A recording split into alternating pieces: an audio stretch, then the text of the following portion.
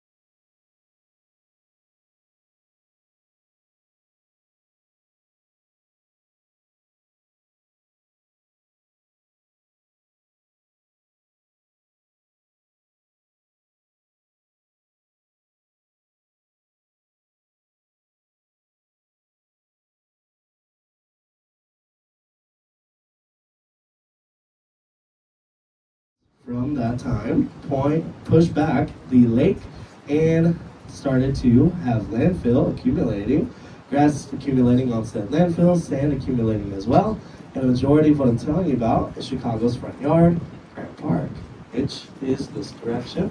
You see the Buckingham Fountain going off right there above the trees.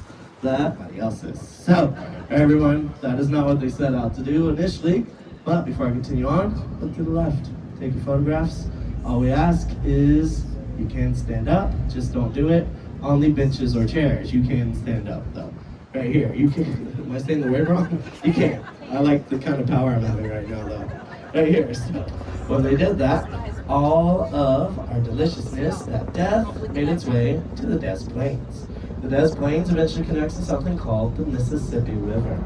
Along the Mississippi River sits a city by the name of St. Louis. St. Louis, once again, did not ask for our lovely polluted backwater.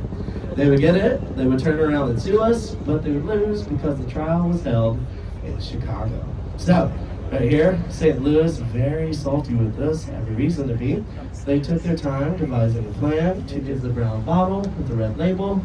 It's called Budweiser. So, that's where our death water went. But, right here on the right-hand side, you see Navy Pier. This is worth everybody your time. As far as our attractions go to go visit, that's up there. In honor of the world's first ever Ferris wheel, our main centerpiece for our World's Fair, 1893, our third Red Star. But right here to the left, you see the Christopher Wheatley, one of our Chicago Fire Department boats. Way off in the distance, you see a cluster of buildings over here, way off in the distance. Right there, everyone. Hi. So right here, you wouldn't stop waiting. That is 2,160 people on the world's first ever Ferris wheel.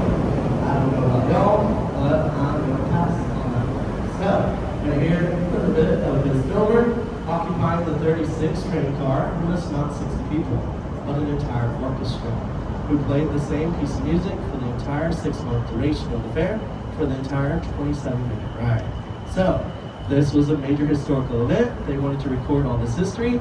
At the end of the day, when all was said and done, they couldn't produce a single copy of that sheet music because the orchestra made sure it would never be seen or heard from again. But here on the right, back to architecture. Check out 400 North Lakeshore Drive. This is by Skidmore, Owings & Merrill. The structure you're seeing is going to be the North Tower of the project. Right here, 875 feet tall. South Tower is going to be 100 feet less. Right here, though, it's meant to be the tallest building in the city of Chicago at that time in the world. This is where the Chicago Spire would have been 2,000 feet tall. The recession happened and everything else fell through, leaving nothing but a massive hole in the ground. But next to that, you got Riverview 1 and 2. This is by James DiStefano, who a majority of us tour guides here at Wendella used to think was from New York. Because, look at the penthouse, nothing to do with New York. So, that's an interesting choice for a Chicago-based architect to make. While he made this decision, thank you everyone, somebody's flashing us from the bridge. He's not learning. Right here, lasering up. Right here, the whole crew come out. So, right here, you see, right? And here's somebody found out how to use a laser. Somebody's tracking down on the whole. Oh, cool. Awesome. Have a good night. And so, there's everyone. What you're seeing back there, the penthouse, last I checked, is for sale. And I'm going to play Terrible Realtor and sell it to you. Let's start the pricing off, the bidding off that. Here we go. You are going to get a 25-person jacuzzi. A 25-person jacuzzi. Yeah, right? Oh, yeah, right? You know what that is? That's disgusting. That's disgusting. So, let's move on from that right here. Put the little laser away. So, right here, as we continue on, you see to the right, check out, that's just my friend right there with the laser, so I could make a joke at his expense. But, right here, check it out. This is our Rockefeller replica, our NBC Tower, Chicago. You see at the top of it, here, before you get the lead architect, because you are here to study. You are here to focus. You are not here to look out windows. Unrelated to anything I just said, University of Chicago's actual nickname is the place where fun goes to die. That's their actual nickname. But here, not so much of a laugh as, oh. So, Right here, yes, that is their actual. Right here, on the right hand side, moving from that, there's the second tallest building here in the city. This is by Adrian Smith, who is from Chicago and specializes in super talls. This is the Trump International Tower. What you see right here, everybody, this Adrian Smith is from Chicago, specializes in super talls. He is responsible for the tallest building in the world, the Burj Khalifa in Dubai. So, right here, imagine a second tower on top of this one. Right here, check that out, right? That's crazy. To continue the crazy, he's doing 2.5 of these put together. It's going to be over 3,300 feet tall. It's going to be the Tribune Tower in Saudi Arabia. Just imagine that in your mind, over 3,300 feet tall, and what some may consider unnecessary. But right here, as we continue on, you see above us Wabash Avenue Bridge, 37 of these fastest fuel-turning bridges in total. But as we get out from the check out the corncobs, everybody. You see 2 60-story concrete stems with elevator cores surrounded by literal pizza slice-shaped apartments. One slice of pizza is a studio, 2 slices is a 1 bed, 1 bath. But if you both pull up and park it. If you want to grab food, there are a variety of options in which to do so. And you see the House of Blues. That is now today an awesome music venue. That used to be their own personal movie theater. What you also saw, what we were talking about last, those car parking decks. If you live here, you're not allowed to park your own vehicle. They have 24/7, 365 valet service. I want you to hear me when I say this. It's not because they're fancy. It's because they don't. It's purely for liabilities. The only time this has ever happened is for television films. One film being The Blues Brothers. But right up the street, not too far away, as we are underneath the LaSalle Street Bridge, that is from 1914. We have gotten significantly greener in this time frame. Here next door happens to be the greenest structure. This is 300 North LaSalle, Picard Children, 2009. It is LEED Platinum, the highest award you can win in the LEED series, Leadership in Energy and Environment, by taking the Chicago. Hard to make out on the fence, but that double circle with the Y shape, we got the main branch converging here, we got the north branch converging, and we got the south branch off converging. But take your night, check it out, look around you, and if you do so, here on the right, we don't care if that is ever going to be swimmable. We would like for it to be swimmable, that clean, but we're never going to swim in it. Right here, other folks are going to, because they're hosting a Chicago River swim. They're hosting an actual swim in this body of water. For those of you who do not live here, that is crazy news. That is crazy news. So, this swim is going to be for the first time in 98 years, almost 100 years, a swim. 500 swimmers are going to be